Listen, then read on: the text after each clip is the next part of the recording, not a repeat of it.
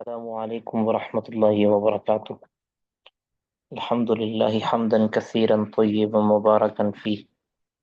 اللهم صل وسلم على نبينا محمد وعلى آله وصحبه وسلم تسليما كثيرا. رب اشرح لي صدري ويسر لي أمري واحلل عقدة من لساني يفقه قولي. اللهم انفعنا بما علمتنا وعلمنا ما ينفعنا وزدنا علما.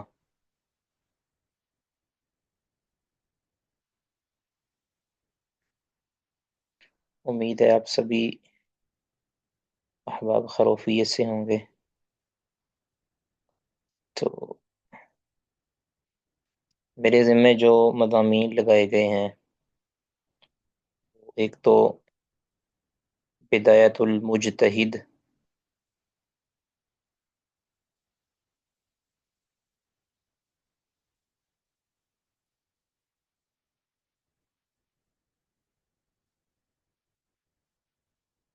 بدایت المجتہد و نہایت المقتصد، ابن رشد قرطبی کی یہ کتاب ہے. اور دوسری جو عنوان ہے ہمارا وہ ہے الادیان والفرق، مختلف مذاہب، ادیان اور فرقے، ان کے تعارف کے حوالے سے، ان کا رد کے حوالے سے، وہ ہمارا عنوان ہے. تو اس پر انشاءاللہ ہم کچھ نہ کچھ عرض کرنے کی کوشش کرتے رہیں گے. اللہ رب العزت سے سب سے پہلے ہم دعا گو ہیں کہ وہ ہمیں ہر لحظہ، ہر لمحہ اپنی رحمت کی مدد عطا فرمائے اور ہمیں کبھی بھی اپنی رحمت سے باہر نہیں کرے. اللہ ہمیں اخلاص عطا فرمائے کہ اخلاص کے بغیر کوئی عمل مقبول و منظور نہیں ہوتا. تو ویسے تو تقریباً سبھی احباب کو آنا چاہیے تھا کہ میں ویسے واقف بھی نہیں ہوں ان کی کیا مجبوریاں ہیں، کیا وجوہات ہیں. سوائے معاذ صاحب کے میں کسی کو بھی جانتا بھی نہیں ہوں ویسے. تو چلیں، اللہ تعالیٰ خیر کرے، وہ تعارف وغیرہ ہوتا رہے گا. تو سب سے پہلے کوئی ساتھی کوئی بات کرنا چاہتے ہیں تو وہ کر سکتے ہیں جی، ریٹن میں یا وائس میں. کوئی بات کرنا چاہتے ہیں تو وہ کر سکتے ہیں، پھر ہم اس کی کاروائی تھوڑی سی آگے بڑھاتے ہیں.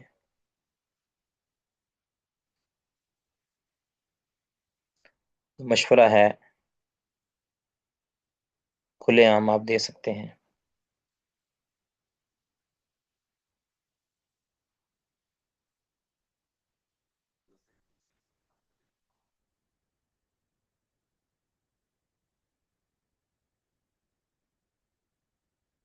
جی جی، ریکارڈنگ جی معاذ بھائی. جی شیخ، میں یہ کہنا چاہتا تھا کہ نوٹس جو ہے نا، یہ ہر ساتھی یا بہن بھائی جو ہے وہ اپنے ذمہ کوئی لے لے ایک سبجیکٹ. بلکہ قرآن کریم کا میں نے الگ میں کلاس کا حصہ انشاءاللہ بنوں گا. تو قرآن کریم کا میں انشاءاللہ بنا دوں گا، اور حدیث کے انشاءاللہ منور بھائی جو ہے نا وہ بنائیں گے، انہوں نے کہا ہے. تو باقی دو سبجیکٹ رہ جاتے ہیں، پھر ایک دیان اور بدایت ملتا ہے. تو اس کے کوئی بہن بھائی جو ہے وہ اپنے ذمہ لے لیں. ماشاءاللہ بڑے اچھے ساتھی ہیں. پچھلی کلاس کی جو ابھی موجودہ 8ویں سمسٹر ہے، تو میرا خیال ہے اتنا مشکل بھی نہیں ہے، اور ایک صدقہ جاریہ بھی بن جائے گا. تو باقی یہ آپ جو ہے وہ جی ٹھیک ہے. پوچھ لیں. دیکھیں، آپ میں سے ہر ایک الحمدللہ وہ قیمتی ہے.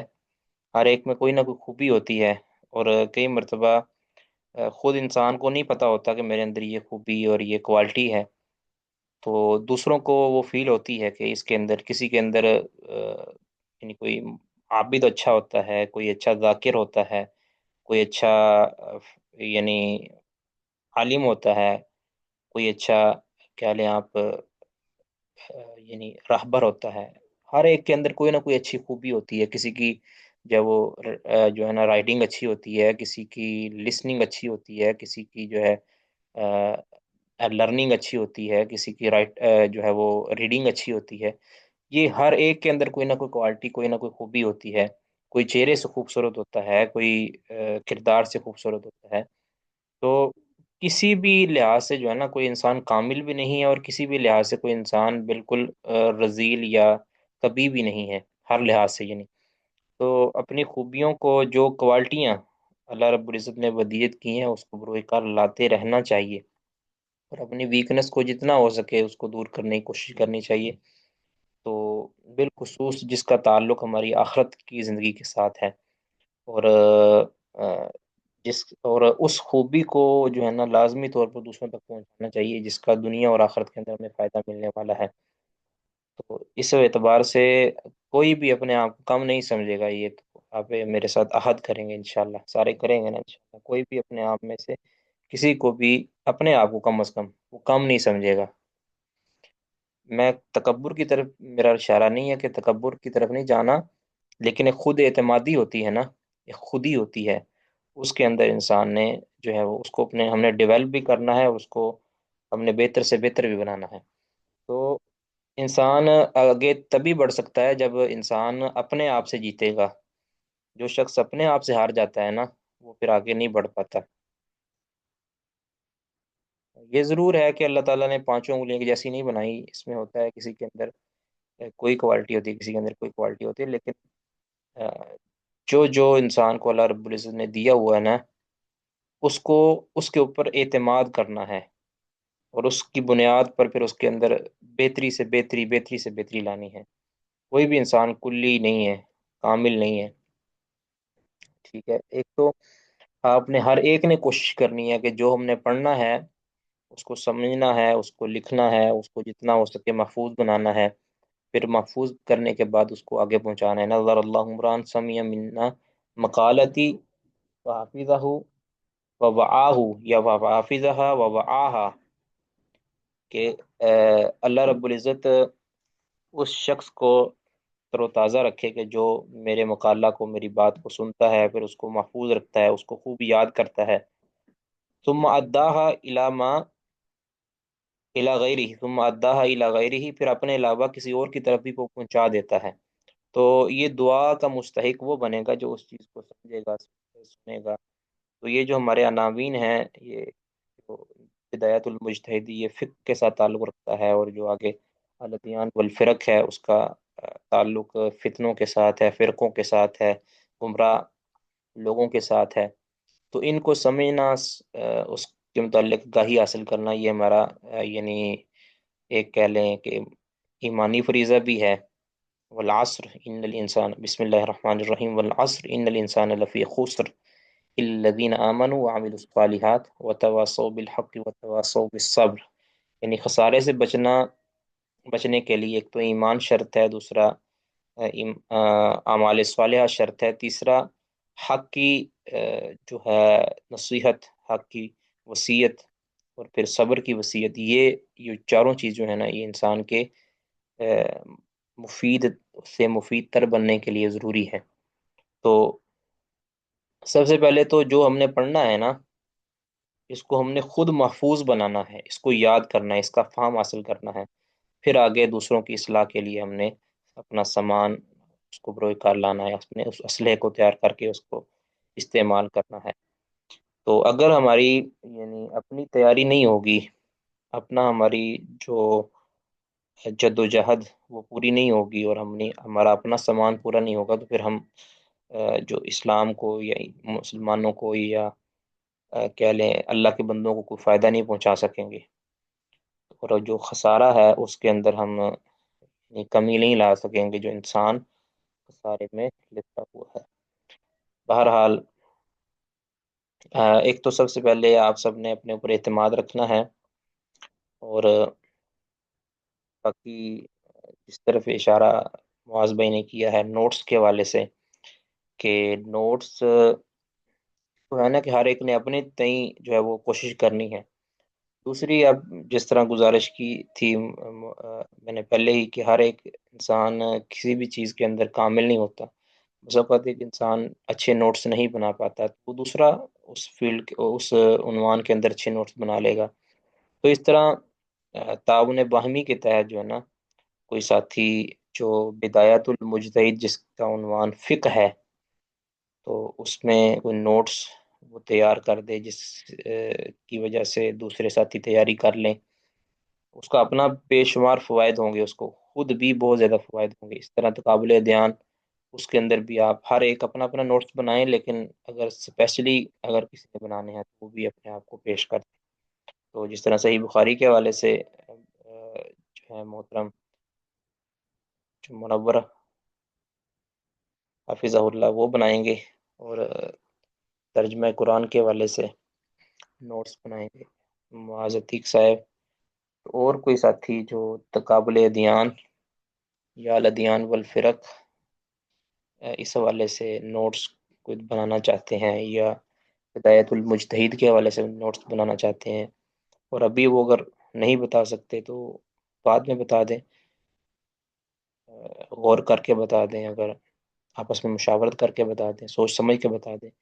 تو اگر ابھی بتانا چاہتے ہیں، بھی اپنے آپ کو پیش کرنا چاہتے ہیں، تو فبیہا و نعمت. جی.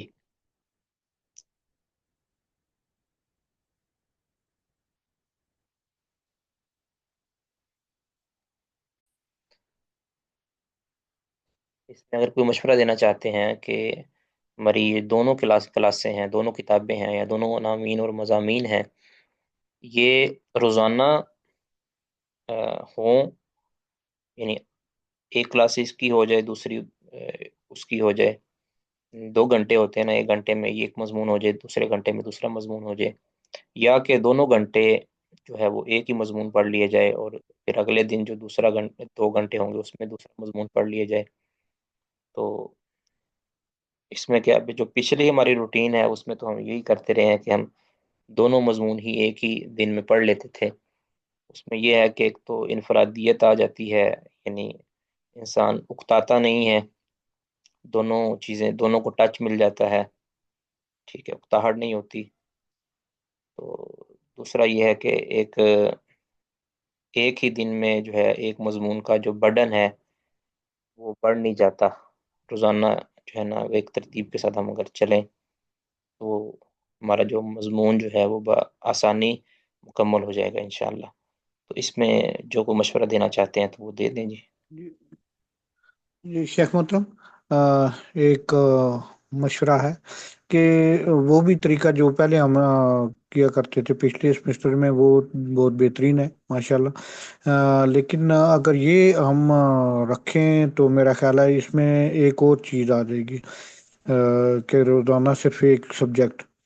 تو میرا خیال ہے شیخ ابو یحییٰ نور پوری حافظ اللہ وہ بھی ایسے ہی کریں گے. تو پھر اس وجہ سے ہمارا یہ ہو جائے گا کہ یوٹیوب کے اوپر جو ویڈیو اپلوڈ ہوگی نا، تو ہم وہ کلیم اللہ بھائی کو کہہ کے تو ساتھ اس کے نام بھی مینشن کرا دیا کریں گے کہ یہ بدایت المجتہد کا لیکچر ہے، اور یہ جو ہے یہ فرق کا ہے، یہ ترجمہ قرآن کا ہے، یہ حدیث کا ہے. تو اس طرح یہ ڈیوائڈ بھی ہو جائیں گے، اور ہمارے سامنے جو ہے یوٹیوب کے اوپر آ جائیں گے. جس نے بدایت المجتہد کے صرف لیکچر سننے تو وہاں سے صرف وہی سن لے گا، اور جس نے فرق کے یا حدیث کے قرآن کے سننے تو وہ ادھر سے سیدھا ڈائریکٹ چلا جائے گا. تو اس کے ایک یہ والا فائدہ ہے. اور اگر وہ کریں تو وہ اس سے یہ بھی بہتر ہے کہ چلیں اکتاتا نہیں ہے بندہ، دونوں کو میں ٹچ یہ ہے مل نا جائے گا. معاذ بھائی، یہ ہے نا، اس میں یہ ہے نا کہ ہمارے تو ٹوٹلی 2 لیکچر ہوں گے نا ہفتے کے اندر. تو جس نے جو لیکچر اس کو ریکوائر ہوں گے نا، تو وہ اتنا اتنا حصہ سنتا جائے، تو اس میں اس کے لیے بھی آسانی ہوگی. تو پھر ویسے بھی ان حصوں کو الگ الگ بھی تو کیا جا سکتا ہے نا، یعنی اس کی ایڈیٹنگ کر کے ہم سے گزارش کر دی جائے گی کہ اس کی ایڈیٹنگ کر کے وہ اس کو ایک جی جی شیخ مکمل محترم ویڈیو کی شکل بھی دے سکتے ہیں. یہ تو مشکل نہیں ہے. اس میں پھر یہ بھی ہے نا کہ انشاءاللہ یہ ہمارے جو تمام کے تمام احباب ہیں اللہ کی توفیق سے، یہ مقالہ بھی انشاءاللہ تحریر فرمائیں گے نا. تو مقالہ کے حوالے سے بھی ہم نے پھر گاہے بگاہے انشاءاللہ تیاری کی مہم جاری کرنی ہے انشاءاللہ. تو ہر حال آپ تمام احباب کو بات کریں کہ مجھے تو نہیں پتا نا آپ کے اندر کیا کیا خوبی ہے، اللہ کی توفیق سے یہ مقالہ انشاءاللہ ہوگا، اور یہ بہت ہی مفید رہے گا۔ ابھی ہم آپ کو نہیں، اس والے سے مزید کوئی بات نہیں کرنا چاہ رہے، انشاءاللہ بات کرتے ہیں ابھی۔ تو پہلے تو اس پر کوئی ساتھی بتا سکتے ہیں کہ کیا ہماری یہ جو دونوں مضامین ہیں، دونوں کو ہم یعنی بدھ اور جمعرات دونوں دنوں کے اندر پڑھیں، یا کہ بدھ کو ایک مضمون اور جمعرات کو دوسرا مضمون پڑھیں؟ کیا کہنا چاہ رہے ہیں؟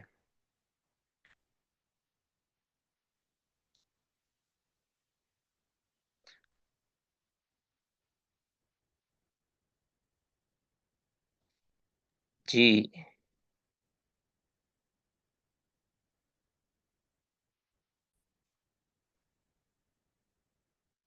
بسم اللہ والصلاة والسلام علی رسول اللہ، اما بعد۔ اب ہم کچھ تعارف ہونے کے بعد کچھ باتیں ذکر کر دیتے ہیں کہ ایک تو انشاءاللہ ہماری 8:15 بجے کلاس ہوا کرے گی، تو تمام احباب کوشش کریں کہ وہ لائیو کلاس میں شامل ہوں، اور جتنا جلد ہو سکے اتنا جلد کلاس میں شامل ہو جائیں۔ یعنی 8:15 کا ٹائم ہے نا، تو 8:15 سے لے کر 8:20 کے درمیان درمیان وہ کلاس کا حصہ بن جائے۔ انشاءاللہ ہم 8:20 پر کلاس سٹارٹ کر دیا کریں گے، اور ہمارا یہ 2 عنوان ہے، دونوں عنوانوں کو ہم انشاءاللہ دونوں یعنی تقسیم کر کے وقت جو ہے نا وہ 2 گھنٹے کا تقریباً ہمارا مضمون، ہمارا سبق جو میں نے یا آپ نے مل کر طے کرنا ہے، وہ اگر 2 گھنٹے سے پہلے مکمل ہو جائے گا تو ہم 2 گھنٹے سے پہلے کلاس مکمل کر دیں گے۔ تو اسی طرح کبھی اگر 2 گھنٹے سے زیادہ ٹائم لگ جائے تو بھی آپ جو ہے نا تعاون کریں گے انشاءاللہ۔ تو کوشش تو یہ ہوگی انشاءاللہ 2 گھنٹے سے پہلے پہلے ہی ہمارا جو ہے نا یہ سبق مکمل ہو جائے۔ اور بدایت المجتہد، یہ کتاب اس فن کی کتاب ہے، اور اس کے مؤلف کا کیا طریقہ کار ہے، اس سے ہمیں کیا فائدہ ہوگا، یہ کیوں پڑھائی جاتی ہے، یہ ساری چیزیں، اس کے اندر خوبی کیا ہے، خامی کیا ہے، یہ چیزیں ہم ذکر کرنے کی کوشش کریں گے۔ سب سے پہلے جو اس کتاب کے مؤلف ہیں، ان کا نام ہے محمد بن احمد بن محمد بن رشد الحفید۔ یاد رکھیں کہ اس کا جو مکمل نام ہے نا، مکمل نام اس مؤلف کا، وہ میں ذکر کر دوں۔ اس کی کنیت ابو الولید ہے، نام محمد بن احمد بن محمد بن احمد ابن رشد القرطبی۔ اب اس میں جو ایک تو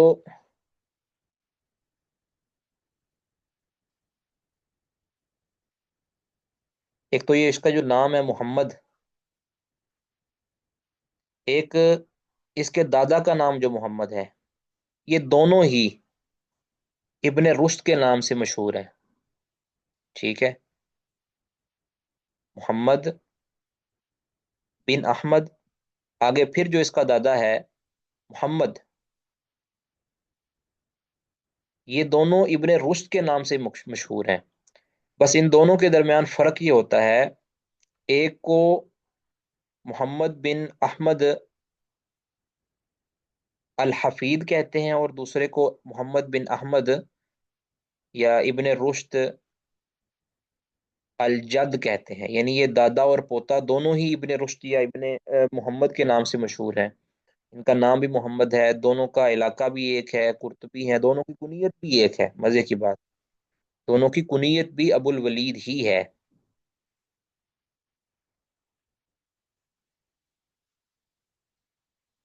دونوں کی کنیت بھی ابو الولید ہے، دونوں کا علاقہ بھی قرطبہ، دونوں ہی نہیں ہے بھی قرطبی بس ایک کو الحفید کہتے ہیں یعنی پوتا، اور دوسرے کو الجد کہتے ہیں یعنی دادا۔ تو یہ کون ہے، ان کے متعلق صحیح بات کیا ہے، تو یہ ہم جو تھوڑا سا ذکر کرتے ہیں۔ تو ہمارا جو مقصود ہے وہ ہے الحفید یعنی پوتا جو ہے، وہ ہمارا یہ مؤلف ہمارا وہ پوتا ہے۔ دادا بھی مشہور مشہور ہے لیکن پوتا ہمارا مقصود ہے۔ تو ابن رشد الحفید جو ہے، اس کا تھوڑا سا ترجمہ میں ذکر کر دیتا ہوں آپ کے سامنے، اور اس کے متعلق کچھ باتیں وہ ذکر کرتے ہیں انشاءاللہ۔ اچھا، اس کی پیدائش تقریباً 514 ہجری کے اندر ہوئی ہے۔ اگر میں آپ کو سکرین سے دکھا سکوں، میرے پاس مکتبہ شاملہ ہے، آپ اس کو ذرا دیکھیں گے انشاءاللہ۔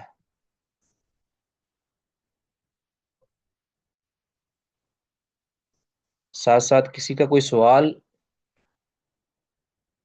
اپنے سوالات وہ ساتھ ساتھ پوچھتے جائیں۔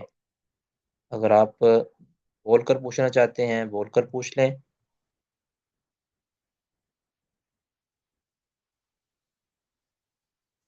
اگر آپ ویسے پوچھنا چاہتے ہیں، لکھ کر پوچھنا چاہتے ہیں، تو لکھ کر بھی پوچھ سکتے ہیں۔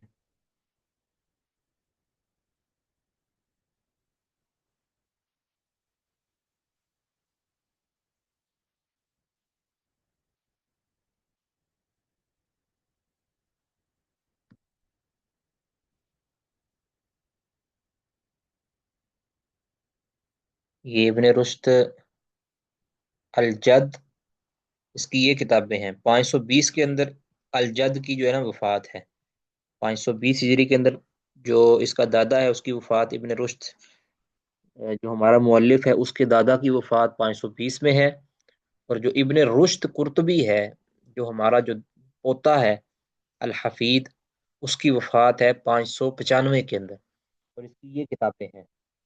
مکتبہ شاملہ کے اندر جو ذکر کی گئی کتابیں ہیں اس کی وہ یہ ہیں۔ اس میں جو ہماری جو کتاب ہے یہ بدایت المجتہد و نہایت المقتصد، یہ ہمارے پاس جو ہماری مقصود کتاب ہے، اس کے جو منتخب ابواب ہیں وہ ہم انشاءاللہ پڑھیں گے۔ باقی اس کی فصل المقال، رسالت النفس، تلخیص السطح، تلخیص الخطابہ، القیاس الضروری فی اصول الفقہ، یہ اس کی کتابیں جو مطبوع مکتبہ شاملہ کے اندر موجود ہیں وہ یہ ہیں۔ بہرحال اس کی پیدائش کہا جاتا ہے کہ یہ 514 کے اندر ہوئی ہے، یا یہ بھی ایک قول ہے کہ اس کے جو جو دادا ہیں اس کی وفات سے ذرا پہلے اس کی پیدائش ہوئی ہے 520 میں، یہ بھی کہا گیا ہے۔ بہرحال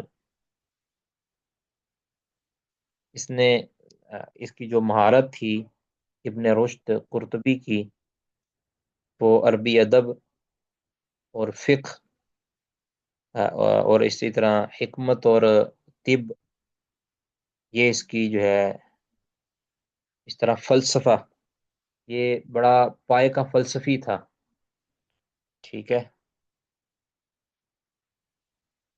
اور جو اختلافی آراء ہیں، جو لوگ ابن رشد کی کتابوں سے واقف ہیں وہ بخوبی جانتے ہیں کہ اختلاف ذکر کرنے میں اور اس کے متعلق آگاہی اور ان کے دلائل کو ضبط کرنے میں ابن رشد یہ اپنی مثال آپ ہے۔ اس کی بہت سی کتابیں، کچھ کتابیں میں نے ذکر بھی کر دی ہیں۔ التحصیل ایک کتاب ہے جس میں علماء کے اختلافات کو ذکر کیا گیا ہے، اس طرح المقدمات فی الفقہ، اس طرح کتاب بدایت المجتہد، ٹھیک ہے۔ اور اس کے علاوہ اس کی کتابیں طب کے اندر الکلیات فی الطب،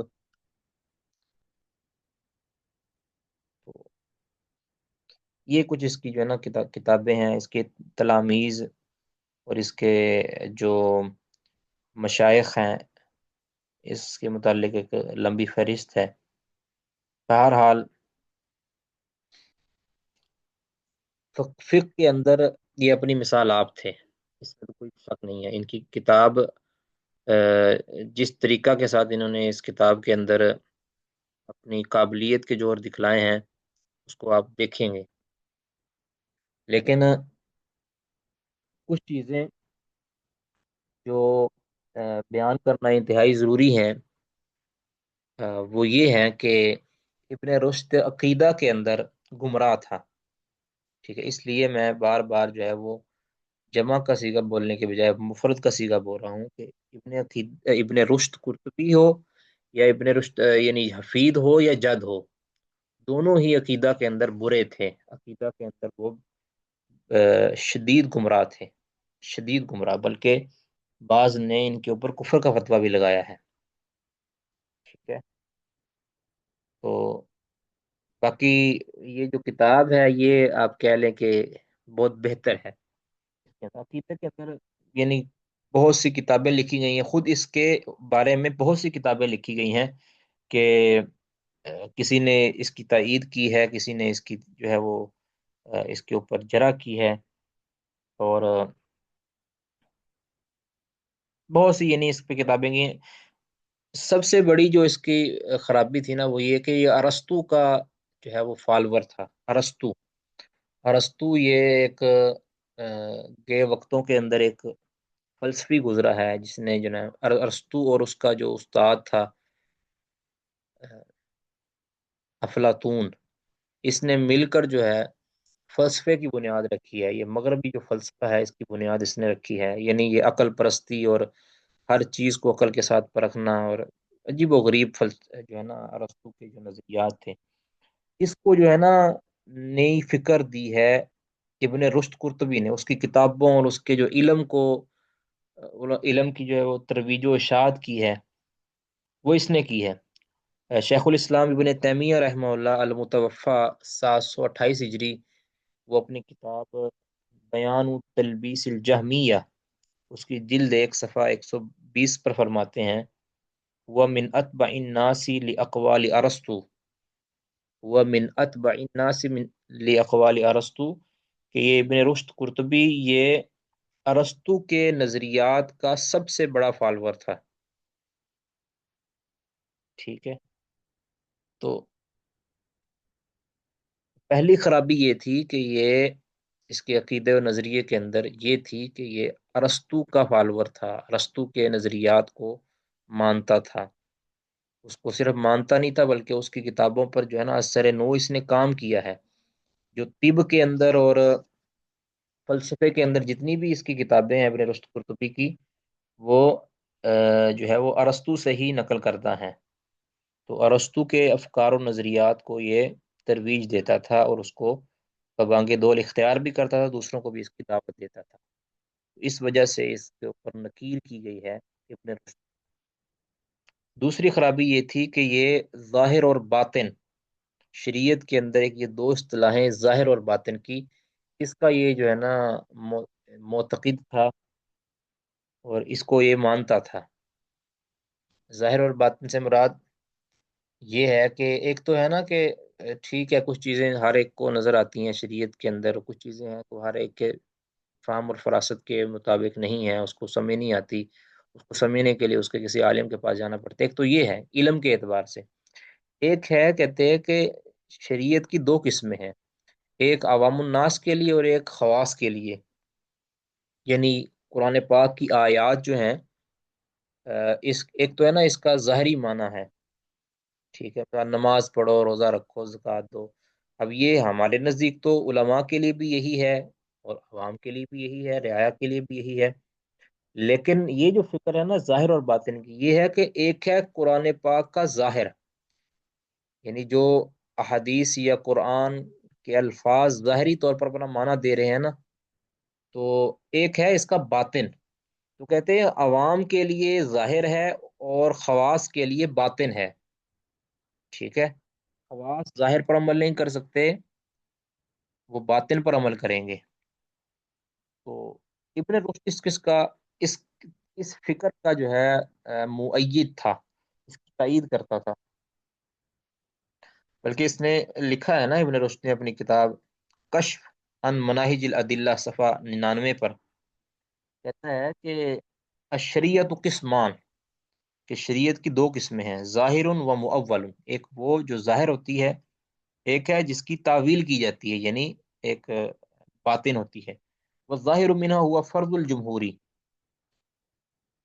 والمؤول ہوا فرض العلماء، کہتے ہیں ظاہر شریعت وہ ہے کہ جو یعنی عام عوام، جمہور سے مراد یہاں عام عوام، ان کا فریضہ ہے، یعنی ان کے اوپر فرض کی گئی ہے، اور جو مؤول شریعت ہے، جو باطن شریعت ہے، یہ فرض العلماء، یہ علماء کی ہے، یعنی یہ اس طرح کے نظریے کا قائل ہے۔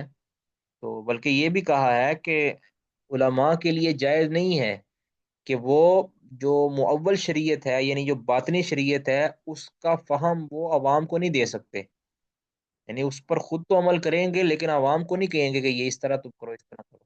تو گویا یہ دو شریعتوں کا نظریہ ہے کہ جس کی تائید ابن رشد نے کی ہے۔ تو یہ اس کی جو ہے نا بہت بڑی خامی ہے، بلکہ ابن تیمیہ رحمہ اللہ نے پھر بڑا شر و بست کے ساتھ اس پر رد کیا ہے در تعارض العقل والنقل کے اندر، بلکہ یہ مجموع الفتاوی کے اندر بھی جلد 19 صفحہ 157 کے اندر یہ ابن سینا اور ارسطو وغیرہ کا رد کرتے ہوئے انہوں نے جو ہے بڑے سخت الفاظ استعمال کیے ہیں۔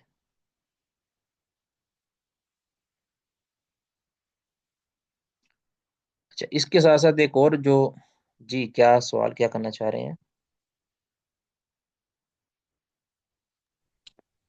سر یہ جو ظاہر و باطن کا آپ بتا رہے ہیں، اس کی کوئی مثال مثلاً عوام الناس کے لیے کیا، یعنی کہ ظاہر کا وہ اس کا فریضہ ہوگا،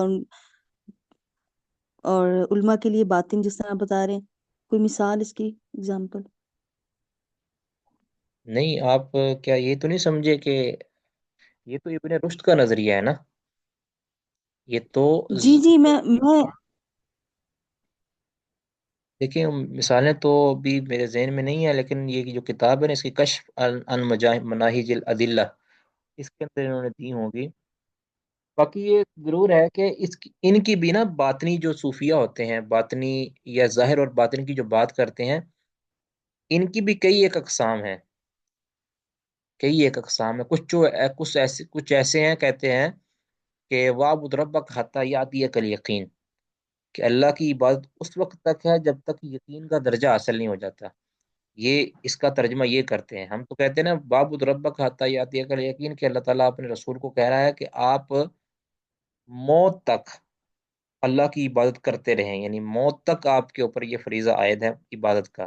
یہ کیا کہتے ہیں کہ جب تک آپ کو مقام یقین نہیں مل جاتا، جو صوفیاء کے ہاں ایک اصطلاح ہے کہ بندہ رب کے بالکل قریب ہو جاتا ہے تو اس سے پھر عبادت ساقط ہو جاتی ہیں، یعنی اس کے لیے حلال و حرام کا جو فریضہ ہے، اس کے اوپر جو عائد ایک حکم ہے، وہ ختم ہو جاتا ہے، کیونکہ کہتے ہیں کہ عبادات کا مقصد ہے اپنے رب کی معرفت۔ جو بندہ اپنے رب کو پہچان گیا، پھر اس سے نمازیں بھی ختم ہو جاتی ہیں، اس سے پھر روزے بھی ختم ہو جاتے ہیں، اس سے پابندیاں ہٹ جاتی ہیں۔ یہ تو بہت سے لوگوں نے اس طرح لکھا ہے، ابن عربی نے لکھا ہے، اور اس کے علاوہ اور بھی کئی ایک نے لکھا ہے کہ نماز جو ہے، یہ نماز یا کچھ دیگر جو احکامات ہیں، یہ عوام کے لیے ہے۔ جو خواص ہوتے ہیں نا، خواص سے مراد ان کا وہ لوگ، وہ جنہوں نے جناب تپسیا کر کر کے، عبادت کر کر کے، ذکر کر کر کے، باطن کو صاف کر کر کے، اپنے نفس کو مار مار کے اللہ کا قرب حاصل کر لیا ہے، ان کے نزدیک خواص وہ ہیں۔ تو ہمارے ہاں ادھر ایک ایسی فکر پائی جاتی ہے، میں نے بہت سے لوگوں کو دیکھا ہے کہ جو کہتے ہیں کہ نماز تو یہ تو ان کے لیے ہے کہ جو عامی ہے، جنہوں نے اپنا من مار لیا ہے نا، ان کے لیے یہ نمازیں نہیں ہیں۔ ہمارے، آپ نے سنا ہوگا سرگودا کے اندر ایک 2017 یا 18 کی یہ بات ہے، 16-17 کی بات ہے، کہ ایک پیر تھا ہمارے گاؤں سے بالکل وہ قریب ہی ہے، یعنی 2-2.5 کلومیٹر کے فاصلے پر ہے۔ اس نے 20-25 بندے مارے تھے، ٹھیک ہے، قتل کیے تھے، اور پھر یہ دعویٰ کیا تھا کہ مجھے خواب کے اندر یہ نظر آیا ہے کہ مجھے پیر صاحب کہہ رہے ہیں کہ ان کو مارو پھر ان کو زندہ کرو. اب وہ جو پیر ہے ابھی بھی وہ اس کو سزا تو ہو گئی ہے لیکن اس کو سزا دی نہیں گئی. ابھی سزا سنا دی گئی ہے لیکن دی نہیں گئی اس کو. اب وہ خود اس اقرار کرتا ہے کہ میں نے اس بندوں کو مارا ہے، لڑکے لڑکیوں کو، جوان بوڑھوں کو، سب کو اس نے جو ہے نا 25 بندے، تقریباً 25 یا بعض 27 بھی کہتے ہیں، ان کو اس نے مارا ہے. اب ان کا جو اس کی جو فکر تھی نا وہ باطنی صوفی تھا. اس کی فکر یہی تھی کہ عبادات ہم سے ختم ہو چکی ہیں.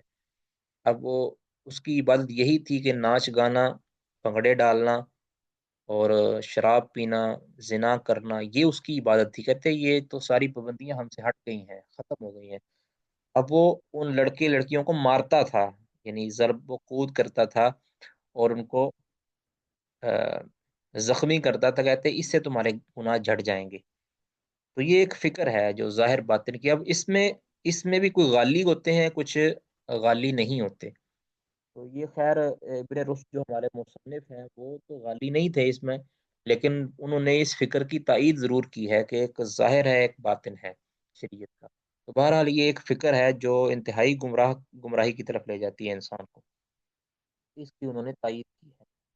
تو ان کی کتاب کشف عن مناہج الادلہ کو دیکھا جا سکتا ہے. اچھا،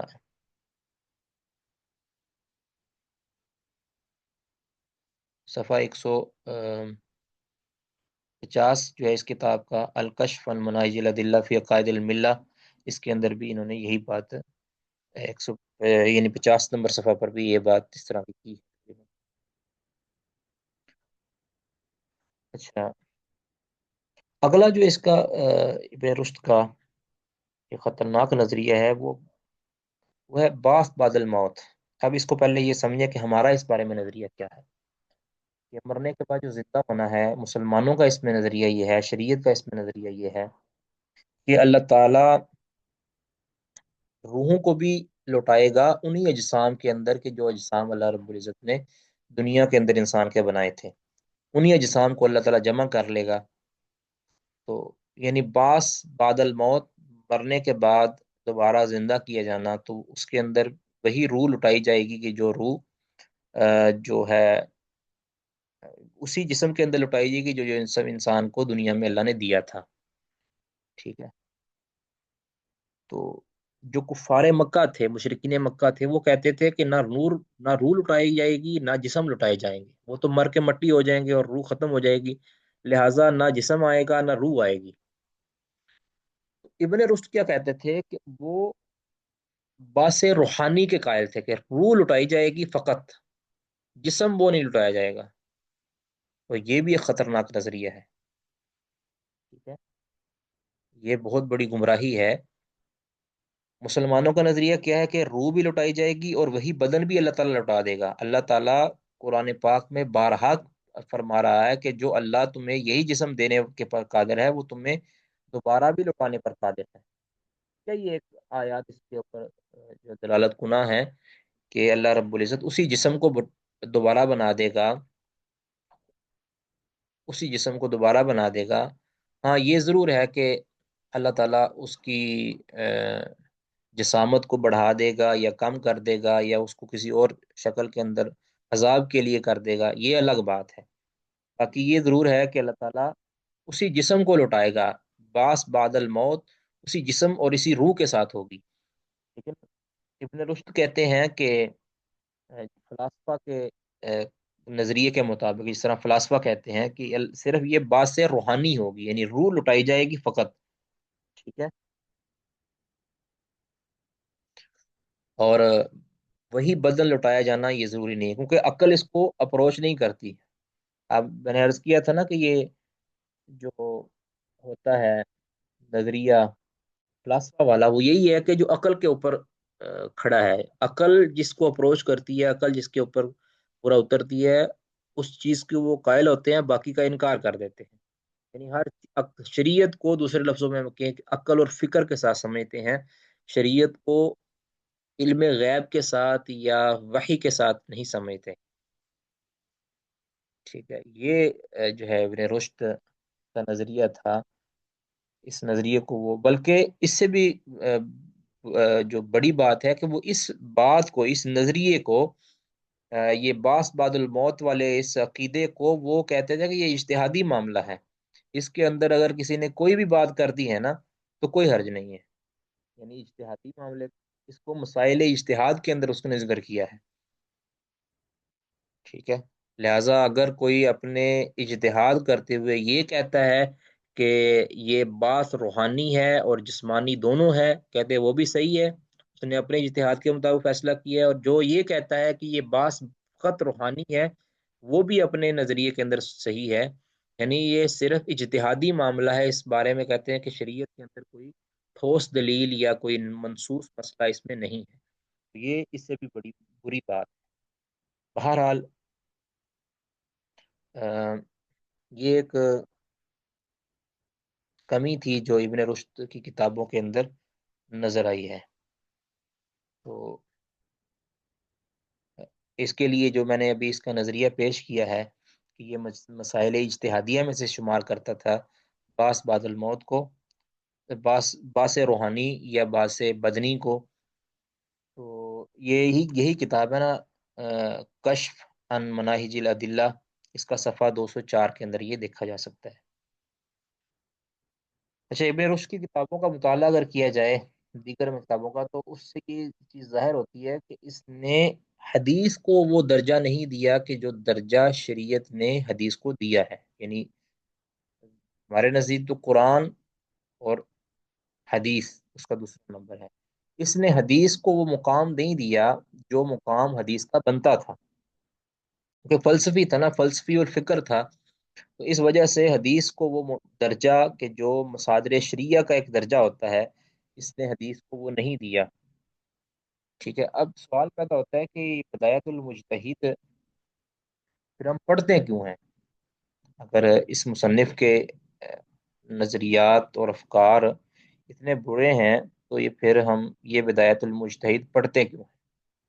تو ایک تو یہ اس بارے میں آپ نے خود یہ محسوس کرنا ہے انشاءاللہ کہ ہم یہ کتاب کیوں پڑھتے ہیں۔ دوسرا یہ ہے کہ یہ کتاب اس نے لکھی ہے، رشد نے، دیگر جو اس کی قابلیت کے اندر کوئی شبہ نہیں ہے، ابن رشد تھا یہ بہت ہی قابل ذہین اور فطین آدمی تھا، بہت قابل تھا، اس کی ذہانت اور فطانت اور اس کی لیاقت کے اندر کوئی شبہ نہیں ہے، صرف یہ ہے کہ اس نے یہ جو عقائد اور یہ فلسفہ وغیرہ ہے اس کو برے اساتذہ میسر آئے، اس کے اساتذہ کا رنگ اس کے اوپر چڑھایا، باقی یہ فی نفسی ہی ایک علمی کرانے سے تعلق رکھتا تھا، برے اساتذہ کی وجہ سے اس کے اوپر برے رنگ چڑھ آئے۔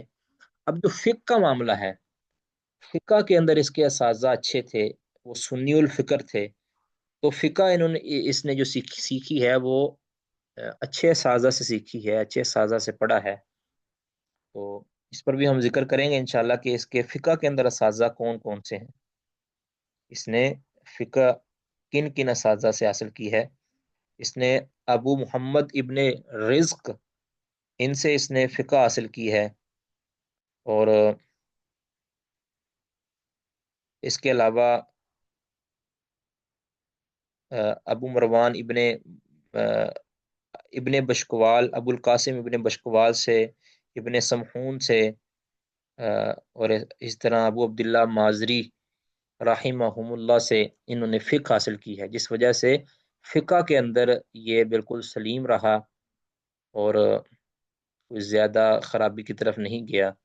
اور پھر اس نے جو کتاب لکھی ہے، چونکہ یہ لائق آدمی تھا، ذہین آدمی تھا، فطین تھا، تو اس نے ایک منفرد کام کیا ہے کہ بہت جو اختلافی مسائل تھے، جو اختلافی مذاہب تھے کسی بھی مسئلہ کے اندر، اس کو اس نے جمع کیا ہے، ان کی دلیل کو ذکر کیا ہے، ان کی وجہ اختلاف کو ذکر کیا ہے، اور پھر اس کے اندر اپنی ایک رائے پیش کی ہے۔ ویسے تو یہ مالکی المذہب تھا، مذہب کے اندر یہ مالکی تھا، لیکن یہ اجتہاد کے درجے تک پہنچ گیا، اس نے اپنے مذہب پر کے ساتھ یعنی مذہب پر جو ہے وہ ہٹ جانے والی جو ہے نا فکر اس کو اختیار نہیں کیا، بلکہ جہاں کہیں اس کو لگا کہ یہ امام مالک رحمہ اللہ کا مذہب اس بارے میں کمزور ہے تو وہاں پہ اس نے اختلاف بھی کیا ہے.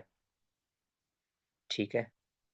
اس اعتبار سے ایک کہہ لیں کہ نا یہ ضروری نہیں ہے کہ اس کتاب کے اندر ہر بات صحیح ہو، اور ضروری نہیں ہے کہ اس کی ہر بات کے ساتھ ہم اختلاف کریں، یہ ضروری نہیں ہے.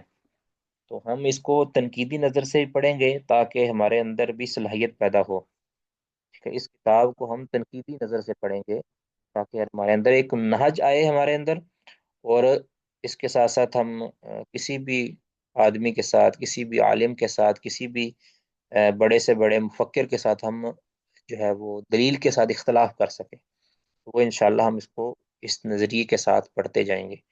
یہاں تک جو بات کسی کو سمجھ نہیں آئی ہو تو وہ پوچھ سکتے ہیں. جی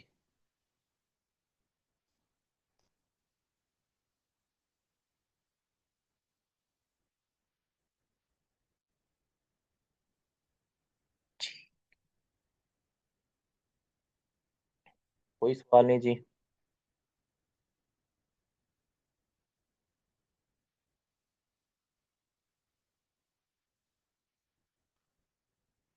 جی باقی کو بھی سمجھ آ گئی جی.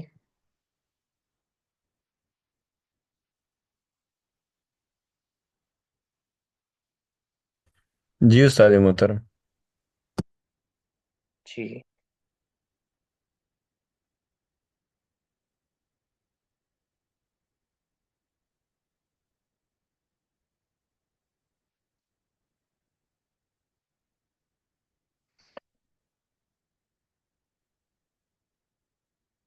تو ابن ابی اسیبع رحمہ اللہ یہ فرماتے ہیں کہ ہوا اوحد اہل زمانہ فی علم الفقہ والخلاف. یہ ابن رشد قرطبی جو ہے نا، یہ اپنے زمانے کے نابغہ روزگار شخصیت تھے فی علم الفقہ والخلاف، فقہ اور اختلافات کے علم میں. یعنی نابغہ روزگار، یعنی یہ وحید آدمی تھے. یعنی اس جیسے بندہ چراغ لے کر بھی ڈھونڈا جائے تو نہیں ملتا تھا فقہ کے معاملے میں. علم الفقہ اور اختلاف کے جو علماء کے جو اختلافات ہیں اس کو جاننے کے بارے میں. بہرحال بہت زیادہ انہوں نے سیکھا ہے، فقہ حاصل کی ہے، فقہ کے اندر بڑی کہہ لیں کہ اب مہارت حاصل کی ہے. بس خرابی یہ ہے کہ یہ علم الکلام اور فلسفہ اور اس طرح کی جو طب اور جراحات، اس طرح کے معاملے کے اندر اس نے اپنا وقت کو ضائع کر دیا اور اپنی فکر کو خراب کر لیا، ورنہ یہ بڑا کام کا بندہ تھا. تو آپ جانتے ہیں کہ ایسا آدمی جو ہے نا وہ بڑا شاطر اور تیز ہوتا ہے، اور اپنی ذہانت. اور یہ جو کتاب ہے نا، جو اتنی بڑی کتاب لکھی ہے، یہ بھی انہوں نے اپنے لیے کتاب لکھی تھی کہ تاکہ میں اپنے جو ہے وہ کہہ لیں کہ آپ اپنے مطالعہ کے لیے ان تمام کی تمام کتابوں کو مطالعہ کرتے انہوں نے جمع کیا تھا، اپنے نوٹس تھے اس کے. اس کو پھر بعد میں چھاپ دیا گیا. یہ تو اس کے اپنے نوٹس تھے. دیکھ لیں کتاب کے اندر پھر لوگوں نے بڑی اس کی جو ہے تعریف کی ہے اس کتاب کو. یعنی کیونکہ اس کتاب کے اندر اس کی سب سے بڑی خوبی یہ ہے کہ اس نے ہر مذہب کے جو مذہب کی جو وجہ اختلاف ہے نا اس کو ذکر کیا ہے. ٹھیک ہے. وجہ الخلاف جو ہوتی ہے نا یہ ذکر کیا ہے، پھر اس کے اندر تطبیق دینے کی کوشش کی ہے. بہرحال اس کا عقیدہ اپنی جگہ پر، لیکن اس کی مہارت مسلم ہے. تو اس لیے ہم یہ کتاب انشاءاللہ پڑھیں گے. اس کا پہلے ہم مقدمہ پڑھیں گے، اور اس کے بعد اس کا جو کتاب الصلاۃ والا چیپٹر ہے نا وہ ہم انشاءاللہ پڑھیں گے تاکہ اس میں کچھ اختلافی مسائل بھی آ جائیں گے. اس کے نوٹس کون بنائیں گے انشاءاللہ. باقی تو ہر بہن اور ہر بھائی اپنے اپنے نوٹس تیار کرتے ہیں، لیکن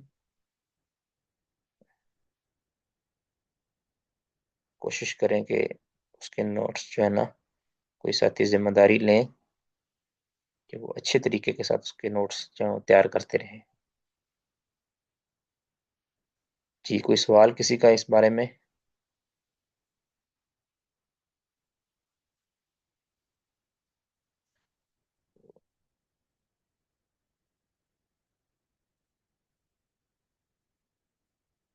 جی ٹھیک ہے جی، پھر انشاءاللہ آج کے لیے اتنا ہی، باقی انشاءاللہ ہم پھر کل دیکھیں گے اللہ نے چاہا تو۔ کوئی مشورہ مشاورت کل 8:15 انشاءاللہ آپ پورے آ جائیں، 8:20 تک انشاءاللہ ہم کلاس سٹارٹ کر دیں گے۔ بارک اللہ فیکم اجمعین۔ السلام علیکم ورحمۃ اللہ وبرکاتہ۔